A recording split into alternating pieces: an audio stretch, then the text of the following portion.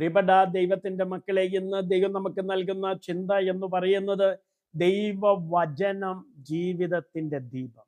God's word is the lamp of life.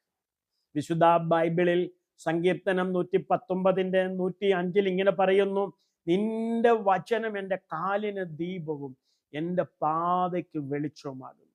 Your word is lamp to my feet and a light to my path.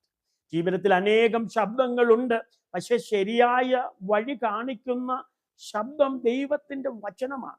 Many voice compete for our attention, but God's word guides our direction. ദീപം മുഴുവൻ വഴിയും ഒരേ സമയം കാണിക്കില്ല, അടുത്ത പടി കാണിക്കും.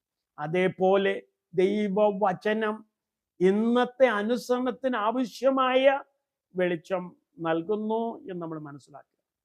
പ്രിയമുള്ളവരെ, ദിവസേന വചനം വായിക്കുന്നത് ആത്മാവിന് ആഹാരമാണ്.